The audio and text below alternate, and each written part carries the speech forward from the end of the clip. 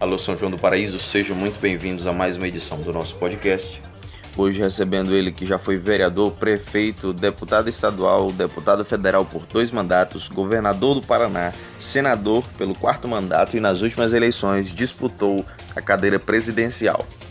Recebendo hoje Álvaro Dias. Seja bem-vindo. Hoje nós vamos falar sobre o ingresso, sobre os desafios da iniciação política para jovens, né? Que nós sabemos que na nossa cidade os jovens têm muito interesse pela política e são sempre muito ligados nesse meio.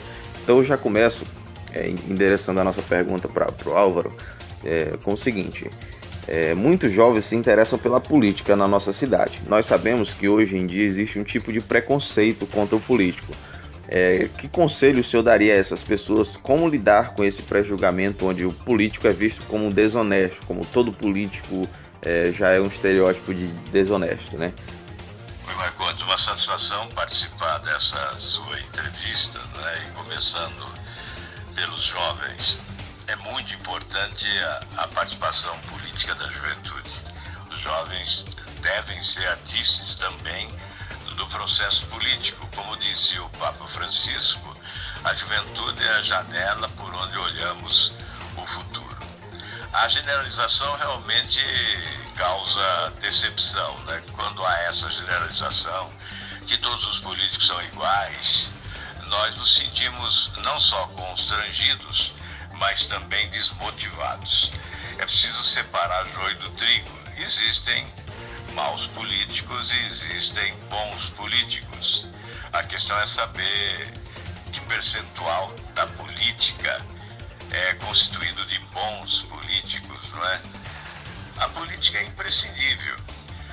Nós que somos políticos somos passageiros, circunstanciais, eventuais, nós somos substituíveis. A política não, ela é definitiva, permanente, é insubstituível e essencial à democracia.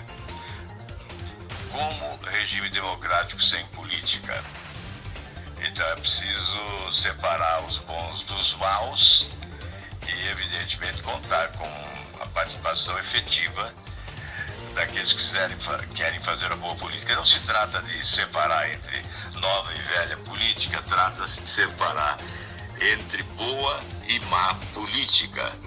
Que venham os jovens, eles terão o espaço para atuação política e certamente serão responsáveis pelas mudanças que esses novos tempos estão a exigir no nosso país. Isso é verdade.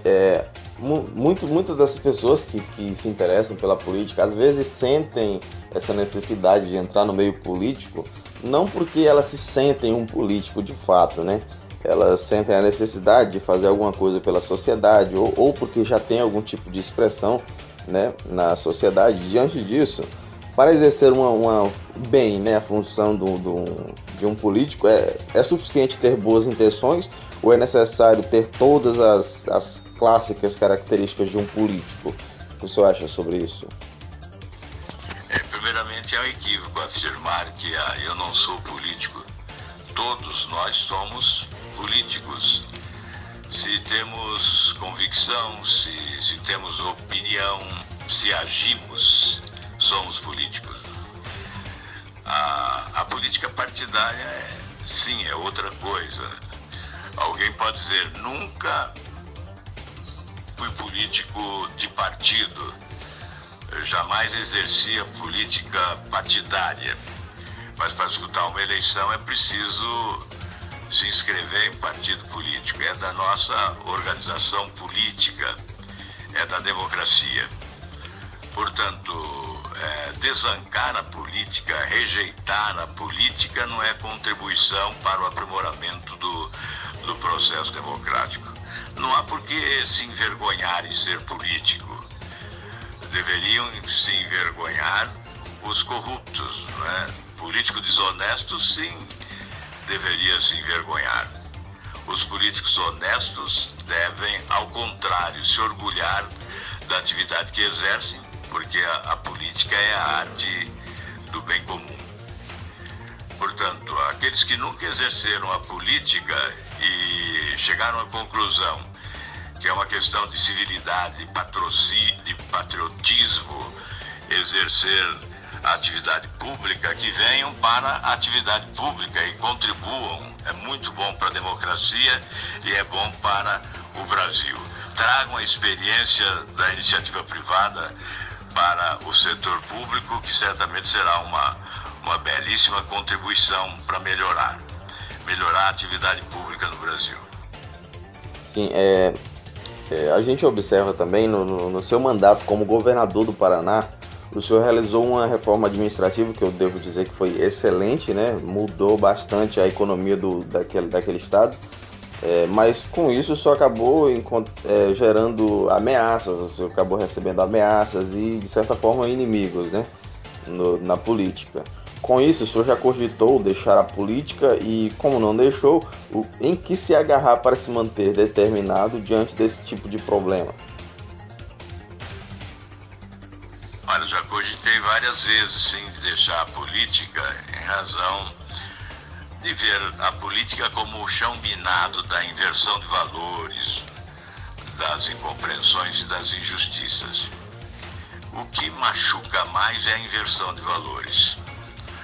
Quando você percebe que pessoas que nada fazem de bom, que fazem muito de errado, que não contribuem efetivamente para melhorar a vida da população, mas que são pessoas que adotam a roubo, não é? Um linguajar boquirroto, produzem frases extravagantes e muitos se encantam, não é?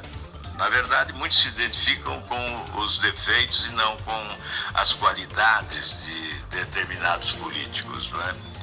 Então isso tudo causa decepção sem dúvida nenhuma. Não são os adversários até estimulam, não é?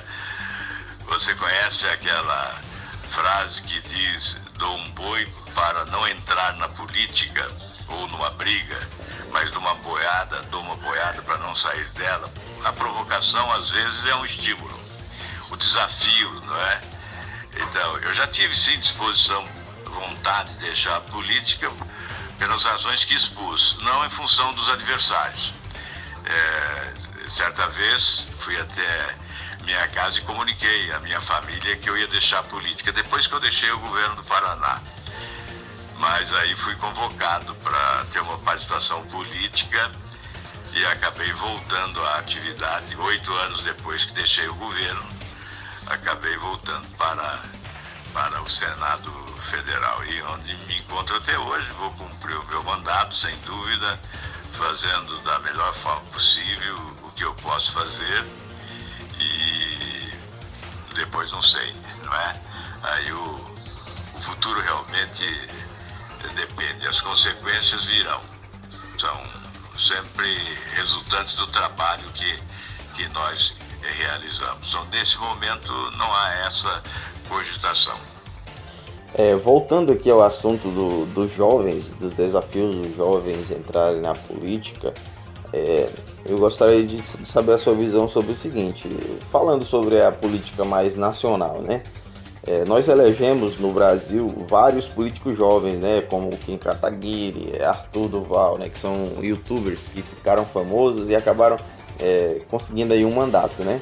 O senhor avalia bem esses inícios de mandato, né? Temos 1 ano de mandato aí desses deputados que foram eleitos jovens aí, e acredita que é necessário iniciar a vida política de cargos mais baixos, como vereador, por exemplo, que o correto seria esse, começar de um cargo baixo e ir subindo, do que chegar já como deputado? O senhor acha que a inexperiência pode atrapalhar? O que o senhor acha sobre isso?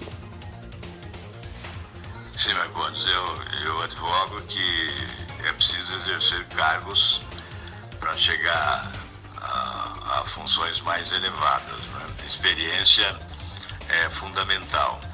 O ideal, quando se é jovem, né, é começar no primeiro degrau da escada e ir subindo. Foi como eu fiz. Eu comecei como vereador, fui deputado estadual, deputado federal 2 vezes, senador, governador, e depois voltei para o Senado. Eu vejo que alguns querem começar pela presidência da República. Acho ambição demais, acho pretensão exagerada. Há poucos dias alguém me perguntou se um apresentador de televisão bom candidato à presidência da República. E eu respondi, olha, quando jovem, eu apresentei um programa de auditório numa emissora de rádio da minha cidade.